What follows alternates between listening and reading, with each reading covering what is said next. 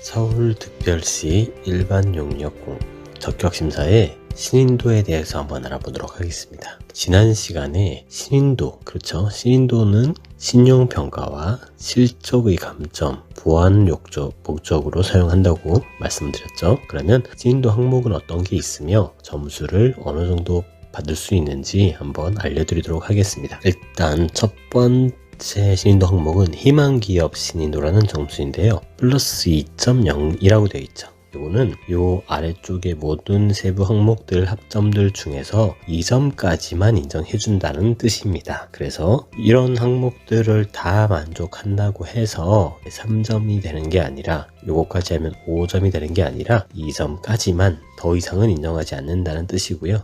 여성기업, 장애인 기업으로 점수를 주는 게 있는데, 여성 대표자가 등록되어 있는 기업인 경우에는 여성 기업으로 0.5점, 장애인 대표자 혹은 상위 공경으로 등록되어 있는 대표자가 장애인 기업 등록증을 가지고 있으면 1점입니다. 그리고 고용 점수에서는 여성 직원을 고용하고 있고 10명 이상인 경우엔 10명 이상이고 전체 직원의 10% 이상인 경우에는 1점, 장애인 고용도 6명 이상이 되고 3% 이상이 된다 그러면 1점이고요. 이거는 이 절반, 5명, 3명, 5%, 1.5%가 있으면 그 절반의 점수를 받을 거예요.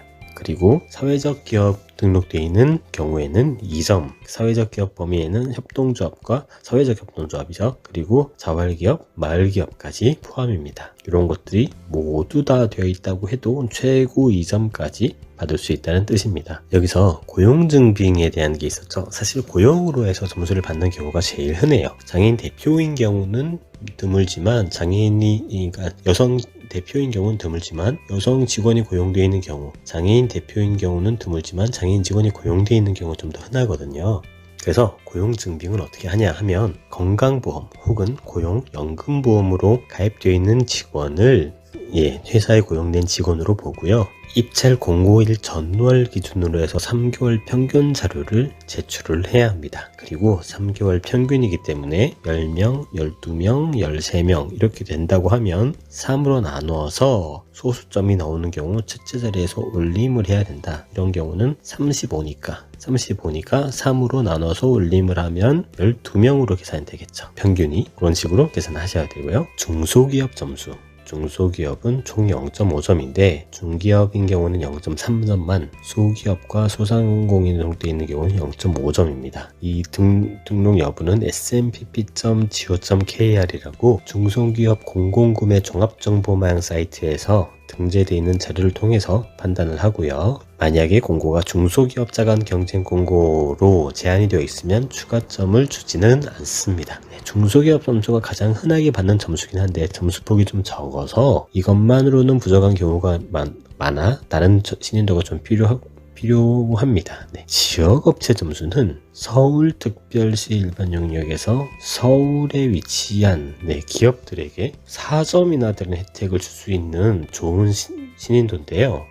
보시듯이 중기업에는 1.5점도 크죠. 소기업 소상공인에게는 2점이라는 점수를 주고 있고요. 만약 사업 현장 소재, 그러니 사업이 현장이 만약에 강남구다, 용산구다 이렇게 정해져 있는 경우에 우리 회사의 위치가 강남구 혹은 용산구다, 이렇게 사업 현장과 회사 소재지가 일치하는 경우에 받는 점수인데요. 총 4점, 맥시멈 점수를 받으면 4점까지 받는데 그걸 다 점수를 받으실 수가 있어요. 그래서 서울 지역 업체들에겐 굉장히 유리한 신인도가 되니 서울 지역 업체들끼리 경쟁하는 공고에서는 점수 인정이 안 돼요. 서울 지역 아닌 업체들이 포함이 되어야 변별력이 생기기 때문에 이 신인도를 보고요. 서울 지역 업체들끼리 하게 되면 이런 점수를 인정하지 않습니다.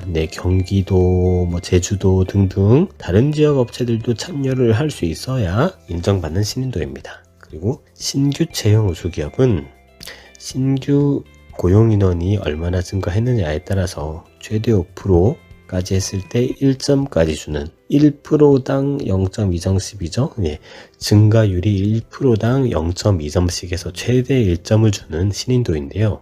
만약 설립된 지 1년 3개월 미만인 경우에는 최근 3개월간 신규 고용 인원이 6명 이상인 경우에 1점을, 3에서 5인인 경우에 0.5점, 1명에서 2명인 경우에는 0.2점을 배점합니다. 1년 3개월 이상인 경우에는 이 조건을 따르고요.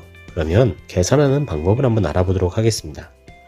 자, 이렇게 공고 정보가 먼저 있죠. 16년 2월 달 공고인 경우에는 공고 이전 월 1월부터 전 3개월 12월, 11월까지 해서 3개월간 평균 고용인원 100명, 102명, 102명 3개월간 평균 고용인원을 먼저 내서 올림해서 102명으로 계산을 하고요. 그리고 동일한 월의 전년도 인원이랑 평균 고용 인원을 계산하는데, 평균 고용 인원 제가 말씀드렸죠. 건강보험이나 고용보험 등등 4대 보험 가입 여부가 확인이 돼야 돼요. 그래서 95, 96, 97을 3으로 나눠서 96명. 그러면 올해는 102명 정도, 작년에는 96명 정도로 되어 있으니 고용 증가율은 6.25%. 이렇게 계산을 합니다. 평균을 올해 당해년도 먼저, 전년도 먼저 하고 첫 번째 자리에서 올림, 그렇죠? 그래서 평균을 구해놓고 나서 증가율을 구하는 방식입니다. 관련 신규 채용 점수에서는 신규 직원 1명당 0.2점 배점을 부여하는데요. 만약에 장애인 직원이 고용되면 1명당 0.4점, 그리고 최고 2점까지. 신규 직원 1명당 0.2점이니 10명, 그렇죠? 장애인 직원인 경우는 5명까지 고용을 하면 최고 점수를 받을 수가 있고요. 이때 반드시 서울시 생활임금 이상을 지급하는 경우에만 몇 시간 근무를 하든지 일단 서울시 생활임금 기준을 지키셔야 된다는 거예요. 그리고 장애인 직원인 경우는 전년도 장애인 임시근로자 3개월 평균임금 이상인 경우에, 이런 경우에만 적용이 되고요. 신규 인력 채용이 아니라 비정규직 정규직화도 있는데, 이거 같은 경우는 신규 인력이 채용되는 경우, 이거 같은 경우는 이미 비정규직으로 근무하고 있는, 이전부터 비정규직으로 근무하고 있던 직원을 정규직화하는 경우에 점수가 주어지고, 이것도 최고 2점. 다만 인당 배점은 더 이게 높죠. 그러면 신규 일자리 창출 점수는 총 2점까지인데, 당해사업 관련 신규 인력 채용에서는 계약 체결되기 전에 우리가 계약서와 고용보험 증명서를 제출을 해서 약찰이 되고 나서 계약이 적격심사 내기 전이 아니라 저희가 신규 직원을 채용해서 일자리를 창출하겠습니다 라고 하고 약속을 하고 계약 체결 전까지만 직원 고용해서 서류 제출을 하면 되고요. 그래서 적격심사 제출 시에는 고용이 안 돼 있습니다. 점수는 받지만 고용이 안 돼 있어요. 적격심사 때는 하겠습니다 라고 하고 계약 체결 전에 이걸 하는 거고요. 그리고 용역 수행이 끝나서 준공검사 할 때 고용보험 증명서 등을 제출을 하셔야 됩니다. 개찰일 이후부터 계약 체결 이전까지의 신규 채용만 인정이 돼요. 개찰되기 전에 이미 채용한 인원은 당해사업 관련으로 보지 않습니다.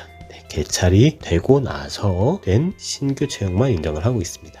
당해사업 관련 신규 인력 채용에서 개찰일 이후 이런 내용들은 아까 저희가 봤고요. 이런 내용들 아까 다 확인했는데 더 자세한 내용들은 또 추가로 볼게요. 일단 당해사업 관련 신규 인력 채용에서는 계약일 체결일 이전까지 해야 되지만 중요한 내용이 있죠. 고용 승계는 제외된다. 고용 승계는 일자리가 창출되는 건 아니죠. 그분들은 원래 일자리가 있던 분들이니까 새로운 일자리가 만들어진 건 아니기 때문에 우리가 규모가 큰 낙찰건을 7억, 8억 정도, 15억, 15억, 20억 이렇게 큰 공고들을 낙찰이 됐는데 그 사업을 해야 하는 고용 승계 인원을 제외하고도 인원이 더 추가가 돼야 되기 때문에 신규 채용을 한다. 이런 목적으로 채용하는 것만 인정을 해준다는 거고요. 당해년도 서울시 생활임금은 시급 기준이 이렇습니다. 그래서 만약에 풀타임 근무 직원이라고 하면 곱하기 209 해서 급여 계산하겠죠. 이 급여 이상 지급하는 경우에만 신규 인력 채용으로 인정을 해주고 있습니다.